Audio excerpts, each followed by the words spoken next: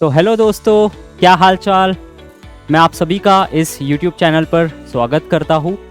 Okay, सो मेरा नाम है आदित्य जैन और मैं आज बात करने वाला हूँ एक काफ़ी फ्रीक्वेंटली आज टॉपिक पे, जो कि हर नया बच्चा, जो कि हर नया स्टूडेंट इंजीनियरिंग में एंटर करता है, उसका ये एक क्वेश्चन डेफिनेटली होता है कि सर हम अपना स्टडी सर्कल कैसे बनाएं। ओके, एंड ये काफ़ी वैलिड डाउट है। ओके, बिकॉज डिपेंड करता है कि आप अपने लोकल और अपने नेटिव प्लेस के कॉलेज जाते हैं, जिसमें आपको हॉस्टल में यूजुअली आप नहीं रहते, आप घर पे रहते हैं। और दूसरा एक केस होता है जिसमें हम हॉस्टल में रहते हैं। ओके, तो हम हॉस्टल में रहते हैं, हम उसी कॉलेज में रहते हैं, हम अपने फैमिली से दूर रहते हैं। तो ये जो दोनों केस है, इसमें थोड़ा हमारा आइडिया डिफर करता है। ओके, तो एक जनरल पर्सपेक्टिव से हम डिस्कस करते हैं कि क्या हम अपने स्टडी सर्कल को क्या सोच के बना सकते हैं। ओके, एंड फिर हम एक जनरल पॉइंट भी डिस्कस करेंगे कि हम फ्रेंड सर्कल भी कॉलेज में कैसे बना सकते हैं। Although it is very very broad, okay, उसका कोई सही आंसर नहीं होता है, लेकिन फिर भी हम ट्राई करेंगे कि हम एक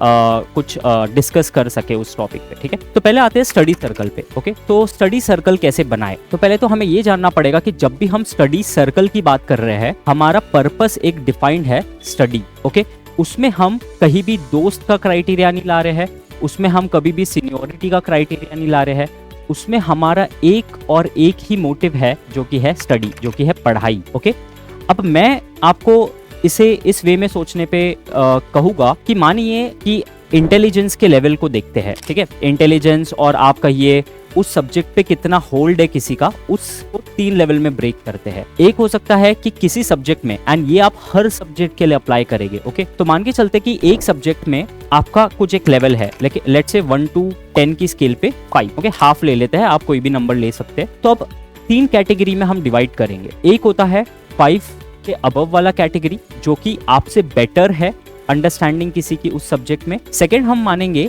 आपके जितनी लेवल है उस सब्जेक्ट में अंडरस्टैंडिंग, ओके, आपकी जो अंडरस्टैंडिंग है वो सेम लेवल पे मैच होती है किसी और की भी अंडरस्टैंडिंग। और थर्ड लेवल होता है कि आपकी जो अंडरस्टैंडिंग है उस सब्जेक्ट को लेके, उससे नीचे लेवल है उनकी अंडरस्टैंडिंग की। ओके, अगेन मैं ये जो लेवल की बात कर रहा हूँ, ये सिर्फ और सिर्फ उस सब्जेक्ट की अंडरस्टैंडिंग की बात कर रहा हूँ।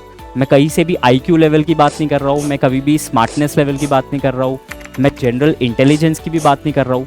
स्पेसिफिकली उस सब्जेक्ट में उनका होल्ड, उनका कॉन्फिडेंस, उनका नॉलेज कितना है, हम इसकी बात कर रहे हैं। वो कितना कंफर्टेबल है उस सब्जेक्ट से। ठीक है, तो अब आते हैं पहले ब्रैकेट पे और पहले क्लास पे, पहले ग्रुप पे। वैसे ग्रुप ऑफ पीपल जिनकी अंडरस्टैंडिंग आपसे ज्यादा है उस सब्जेक्ट में, उनसे आपका एक ही मोटिव होना चाहिए, सीखना। तो जब भी आप उनसे बात कर रहे हैं, जब भी आप उनसे डिस्कस कर रहे हैं वो टॉपिक, ओके, आपका मोटिव होना चाहिए कि मुझे इनसे सीखना है।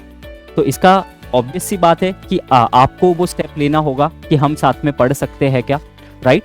तो ये स्टेप आपको लेना होगा और ये आपको उनको प्रायोरिटी देना होगा। दैट मीन्स आपको अपना टाइम उनके टाइम के हिसाब से एडजस्ट करना चाहिए। आपको काफ़ी पंक्चुअल रहना चाहिए इस मामले में, और आपको काफ़ी हम्बल रहना चाहिए, because you are asking someone for help. ठीक है, और ये काफ़ी होता है जब हम नए होते हैं अपने कॉलेज में, हम अपने सीनियर्स को भी काफ़ी रिस्पेक्ट देना चाहिए, उनसे भी काफ़ी हम्बल वे में टाइम एक्सपेक्ट करना चाहिए। ठीक है, तो ये पहला ग्रुप हो गया जो हमसे बेटर होल्ड करते हैं नॉलेज एक सब्जेक्ट में, और हमें उनसे सीखने का मोटिव रखना है। ठीक है, अब आ जाते हैं दूसरे ग्रुप पे। दूसरा ग्रुप होता है जो हमारे ही अंडरस्टैंडिंग लेवल पे है। इनसे हमारा मोटिव होना चाहिए इनके साथ पढ़ने का। ओके, बिकॉज उनकी भी अंडरस्टैंडिंग वो लेवल पे, हमारी भी अंडरस्टैंडिंग वो लेवल पे, तो हमारी पेस की कई मिसमैच नहीं आएंगी कि या तो वो बहुत जल्दी आगे जा रहे हैं और हमें कुछ समझ नहीं रहा है, या अदर वे राउंड हम कुछ ज़्यादा ही स्पीड से जा रहे हैं और उन्हें नहीं समझ रहा है। ओके, सो किसी का भी यहाँ पर लॉस नहीं होना चाहिए टाइम का। ठीक है, तो हम अपने सेम लेवल वालों के साथ, अपने same level of understanding of subject वालों के साथ पढ़ाई कर सकते हैं। ठीक है, ये होता है सेकेंड ग्रुप, जहाँ पर हम दोनों एक ही स्पीड से समझ रहे हैं और हम दोनों एक दूसरे को हेल्प कर पा रहे हैं।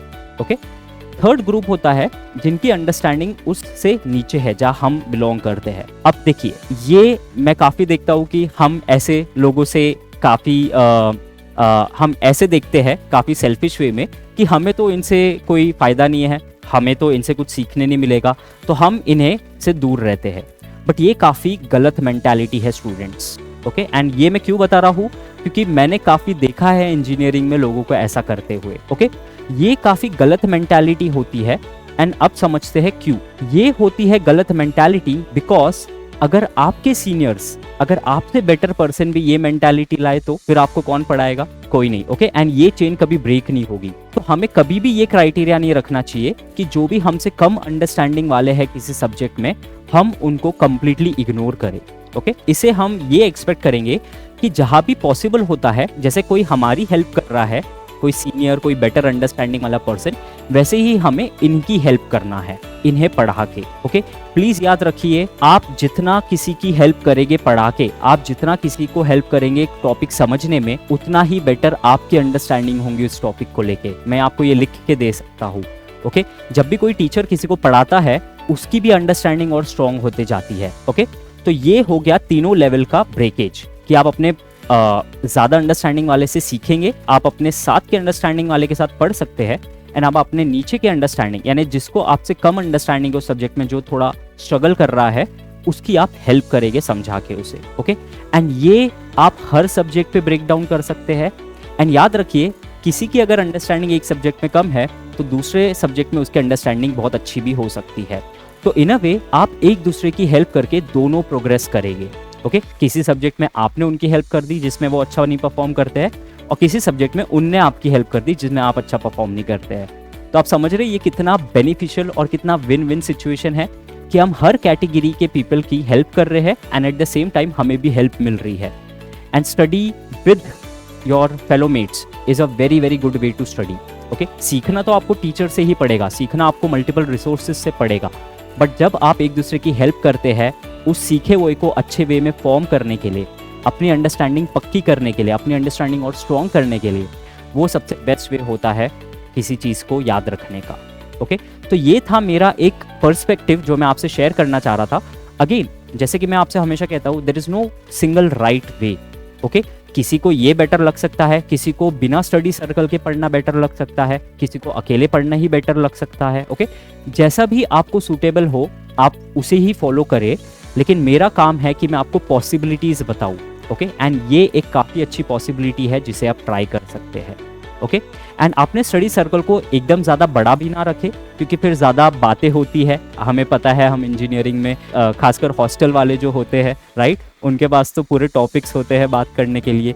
तो अगर आप हॉस्टल में रहते हैं तो एक ऑप्टिमल साइज रखिए, and there is no right answer कि 5 ही लोग होना चाहिए स्टडी ग्रुप में, 6 ही लोग होना चाहिए।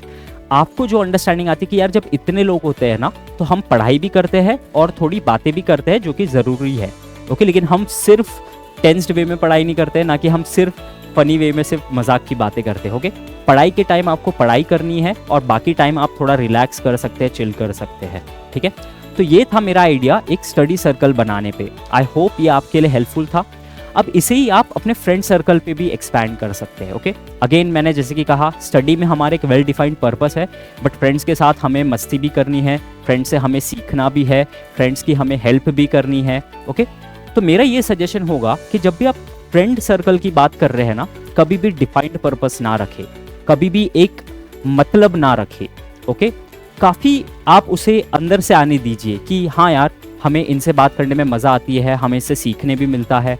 ओके, तो जब भी आप कॉलेज में न्यू हैं, खासकर फर्स्ट सेमेस्टर वाले लोग इसको रिलेट कर पाएंगे, आप गो विद द फ्लो रखिए, आप सबसे बात करिए, सबके साथ अच्छे से रहिए। ओके, ऐसा कुछ वेल डिफाइंड मत बना दीजिए कि मैं उससे कभी बात नहीं करूँगा, मैं सिर्फ इनसे ही बात करूँगा।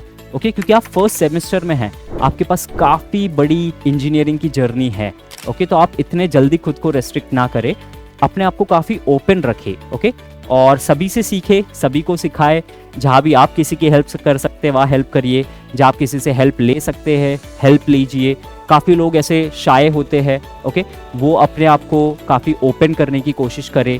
दूसरों से हेल्प लेने में कोई प्रॉब्लम नहीं है। ओके, दूसरों से हमेशा हेल्प लेनी चाहिए, प्रोवाइडेड कि आप भी लोगों की हेल्प करने को रेडी है। ओके, तो मैं कहना चाहूँगा काफ़ी इंजीनियरिंग स्टूडेंट्स, ओके, यूजुअली वो because of deadlines and stress थोड़े सेल्फिश होने लगते हैं। हम दूसरों की हेल्प तो लेते हैं, बट हम दूसरों की हेल्प करने से बचाते हैं खुद को। काफ़ी ऐसा ना करें। ओके, जब भी पॉसिबल हो दूसरों की भी हेल्प करिए, क्योंकि हमें अपने फेलो मेट्स के साथ प्रोग्रेस करनी है। हमें सबको अच्छे फ्लाइंग कलर्स के साथ इंजीनियरिंग एग्ज़ाम और इंजीनियरिंग को कंप्लीट करना है। ओके, तो ये था मेरा suggestion about how to we need to select a friend circle. मैं चाहूँगा कि आप कमेंट्स में भी डिस्कस करें कि आपका क्या वे होता है, आपको क्या हेल्पफुल लगता है, ओके, और क्या वे से आप पढ़ाई करते हैं जो आपके लिए हेल्पफुल होती है, ओके। इसी के साथ हम काफ़ी अच्छे वीडियोस लाते रहेंगे जो आपको हेल्प करे। With that all the best guys, अच्छे से इंजीनियरिंग क्रैक करिए। Take care.